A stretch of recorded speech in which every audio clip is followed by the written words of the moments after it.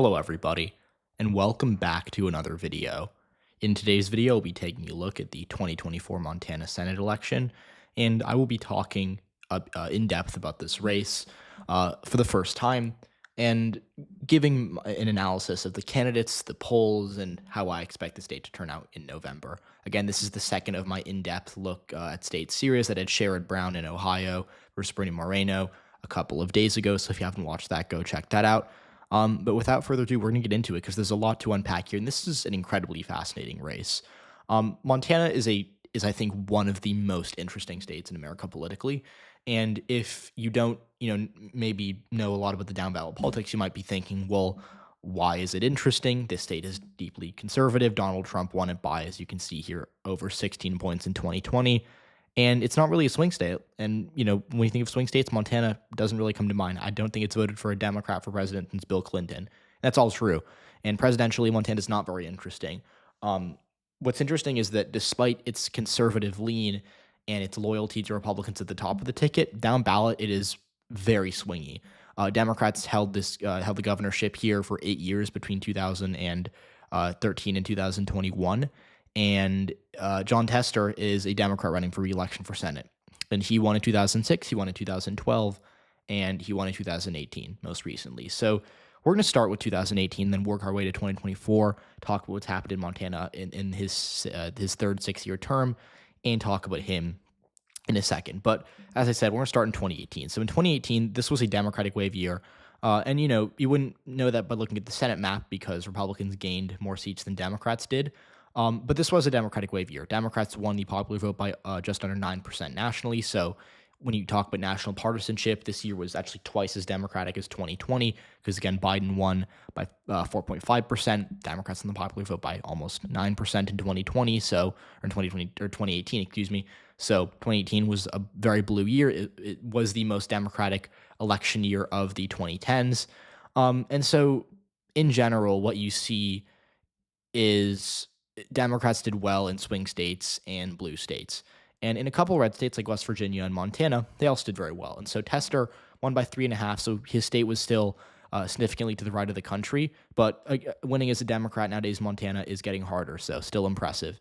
Now, Jon Tester won this race over Matt Rosendale, who is now in Congress. But, this was a surprise to some people. I didn't have my channel back in 2018, and I did follow this race, and I regarded it as a very close toss, although I wasn't necessarily doing the level of analysis that I do now. But I remember, being very, very close on this race on election day. And a lot of people were surprised because Republicans, if you remember in 2018, Donald Trump really wanted to beat Jon Tester. I mean, it was very clear. He went to Montana multiple times. He cut ads. He obviously endorsed Matt Rosendale, but he, instructed Mitch McConnell and Senate Republicans to invest a lot in this race, and they did. And they really hammered Tester. They talked about how Tester, voted against Trump the majority of the time. They really tried to tie Rosendale to Trump because, again, Trump is very popular in Montana. He won it twice, and he'll win it again come November. So that tactic, you'd think would work. But at the end of the day, even though Montanans did vote for a Republican for House by around 7 points, they voted for Tester. They reelected Tester. And again, Republicans really thought they were going to beat him in 2018. They didn't. And this was actually Tester's best year, not in terms of margin, but in terms of the percentage of votes he got. 2018 was the first year he got over half the vote, because in previous years he'd won with a plurality, not a majority. 2018 he got a majority. So in that way, it was a good year for him, but his margin did decrease. But regardless, 2024 is going to be harder for him, and just because of a couple things. The first is that 2018 obviously was a blue wave year. 2024 is not going to be a blue wave year. Obviously, we don't know what the national environment is looking like. It could be R+2, it could be D+2, but it's going to be close either way. And Tester, again, if you remember what I said, Montana was roughly 6%, or really 5% to the right of the country in 2018 in the Senate race. And if that were to happen again, let's say that popular national partisanship is even, Tester would lose by 5. And that's a very rough transcription, but you get what I mean. Montana, more Republican than the country in a year that's not going to be a blue wave the 2018 was. That already puts him at a disadvantage. Another thing is that this is a presidential year. It's more likely to be more polarized. Again, 2018 was a good year for Democrats in part because they were able to win over, some Trump voters and some Republican voters. And in states like West Virginia and Montana, and even Ohio in the Senate races, they did that. But in 2024, with Trump on the ticket, likely carrying Montana by a lot, probably more than 2020, you would really expect there to be some level of um, uh, you know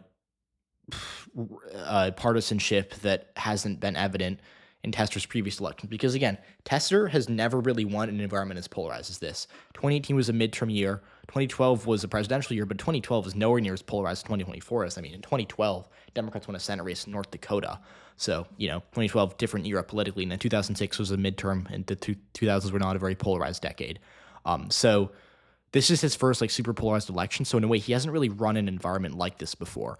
And I think that's the main concern for him, is that Tester, winning as a Democrat in Montana is impressive no matter how you slice it, but he hasn't really won an environment like this. I think that's why a lot of people are concerned, why a lot of Democrats, think that Tester is an underdog to win re-election. And so let's look at the polls. Now, at first glance, this might appear pretty dire for Tester, but again, these are GOP polls.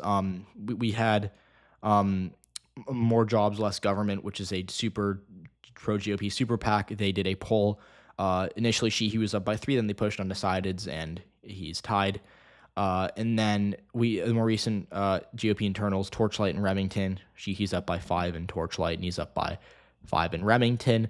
And notably, he's at 50 here, so this is a pretty good poll for him. But in the most recent nonpartisan polls, we have, this one where Sheehy is up by 3 from JL Partners, and then Emerson, which is, I think, the best poll that's done Montana thus far, although it was a while ago, had Tester up by 2.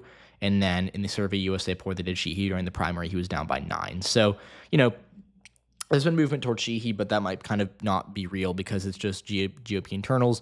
I'm disappointed that it's July. We're well into election season. We don't have a good nonpartisan poll that's recent. The best one we've gotten is Emerson, which is a great pollster, but they did this at the beginning of March. So, what can you say? So we don't really have a lot of polling, and that's why I kind of wanted to wait on this race, but I also am going to do it again in October anyways, so I figured I'd get out of the way here. But, what we do know is that Republicans have internal polls that have them winning, which is always a good sign. Again, whenever you're running, a campaign against an incumbent, you always want to release internals early on to show you're in a competitive race, even if obviously Montana will be competitive. So that is certainly something to note.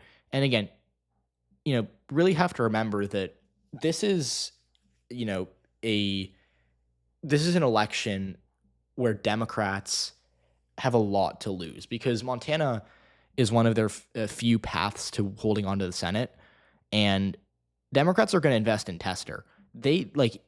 If Democrats can actually hold Montana, then fundamentally their odds of holding the Senate are increased by 20-25%. That's how huge this race is. And so obviously Democrats are going to try here, but Republicans are the ones who are, actively releasing internal polls. They're showing they're ahead with their numbers, and that matters. That matters early on. Now, Tester does have one big advantage, and that's, fundraising. Obviously, usually the incumbent party in whatever seat or district you're in has the advantage. And this is no exception. John Tester has more cash on hand than Tim Sheehy. I think that'll help him. Montana's a very small state population-wise, and small state Senate races are weirder than big state Senate races, right? Big state Senate races, it costs, in 2018 in Texas, which I can pull up right here, this was a close race. Beto O'Rourke came within 3% of beating Ted Cruz. In 2018 in Texas, right, Democrats spent hundreds of millions of dollars. So did Republicans, obviously. But, Democrats, to try to unseat Ted Cruz, had to spend so much money here. And they came close. This was a good performance, objectively. What Beto O'Rourke did was impressive. But in Montana, it costs so much less money to advertise that the advantage becomes, almost more valuable. Because if John Tester has $20 million, that's not a lot in Texas or California or New York. But in Montana, that can buy you so much space on TV. And so that advantage matters more in Montana than it would in other states. Another thing is that a smaller electorate gives you the chance to kind of connect more with voters. I think one of the big reasons Susan Collins, a Republican, won re-election in Maine in 2020, despite literally everyone counting her out, I will not lie, I had her losing by, I think, 4 or 5 on election day if you watch my channel back all the way in 2020. But Susan Collins won. And she did that because she had a connection with a good amount of voters in Maine, because Maine's not a big state. It's roughly the same population as Montana. I think it's only a little smaller. So Jon Tester has that advantage in that he, will have closer connections to the average voter than, say, a Republican in a big state like Texas or a Democrat in a big state like California. So that's another advantage. But enough about kind of setting this up. Let's talk about this race. And to do that, I want to first introduce you all to Tim Sheehy, who actually spoke at the RNC earlier this week. Now, Tim Sheehy is a very interesting candidate because he's not from Montana, but he was a former, I think, pilot. I don't want to get that wrong here, but he did. He was a retired Navy SEAL, and he is obviously a businessman. And so, again, that is why, that lack of experience, I think, is why Republicans had a little bit of pause on this. Republicans didn't really have a great candidate to field against Tester. They were going to run either Sheehy or Rosendale, but Rosendale lost to Tester the previous time, and it's never really, repeats never really go well for the party that lost the first time. So Sheehy was, I think, the better choice between him and Rosendale, but Sheehy's not a slam dunk. He's by no means really someone that I would say would lock this race down for the GOP. They didn't really have a big bench to, go after Tester to begin with. So that's why they're running someone who doesn't have political experience, which is always a bit of a wild card, right? Like Dr. Oz really fundamentally should have won that Senate race in Pennsylvania. And Blake Masters had a good chance of beating Mark Kelly just at the beginning of that race. And I think both candidates blew it because they didn't run good campaigns because they didn't have political experience. Tim Sheehy's similar in that sense. So Tester definitely has the advantage of having experience, incumbency, and money. But I think beyond that, it's pretty clear that Sheehy's the favorite to win this race. And I'll say that outright. So if we look at 2020, you can see that Trump won Montana by 16 points, and Biden didn't actually improve in rural areas. If you look at the swings from 2016, they're kind of all over the place, right? Like, Blaine County swung towards Biden, but hey, Macomb County swung towards Trump. Like, these are smaller rural counties that kind of were just idiosyncratic in terms of how they swung. Now, Biden did do well in blue areas, like Missoula swung towards him by almost 9 points. It's one of the most progressive areas of the state. You also look at areas like Lewis and Clark County. This is a swing county that Jon Tester won by a lot in 2018.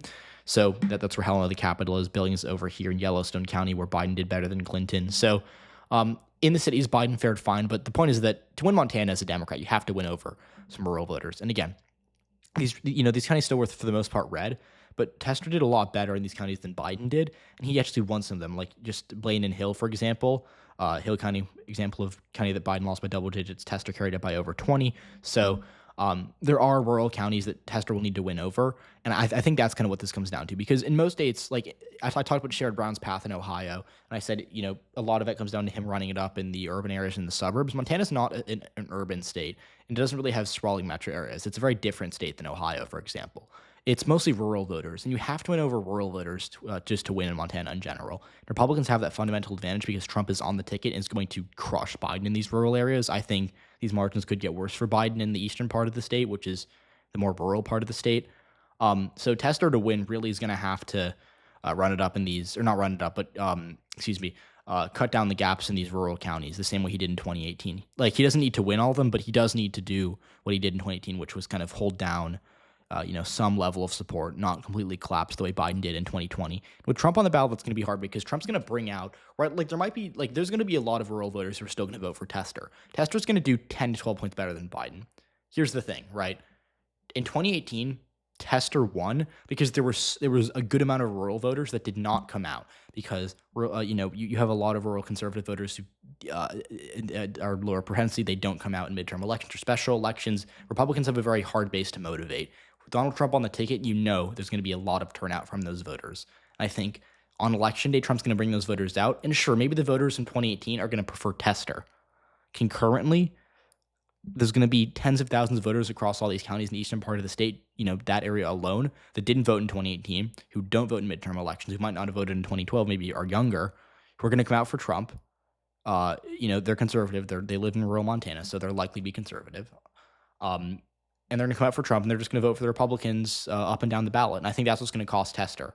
I think if this election were in a midterm, if you had a bluer environment like 2018, Tester would be an underrated chance to win. But again, with a Trump turnout bringing out voters that maybe didn't vote in 2018, that's a whole new factor for Tester. I think he can't control that. I think he's going to lose because of that. Now, another thing that we have to note here is that Montana, the one last thing I'll say about this state, is that Montana is really, really bad for Democrats. in the past couple of years. In 2020, this Senate race was supposed to be very competitive. Steve Bullock was the governor I mentioned at the beginning of the video. Democrats held the governorship for 8 years. Bullock was the governor. He was reelected. He was popular. He ran for Senate. He lost by 10 points. And then before that, in the 2014 Montana Senate race, we saw Democrats lose that seat. It was a seat they held for a very long time, and Steve Daines won it in 2014 and was reelected, like I said, against Steve Bullock in 2020.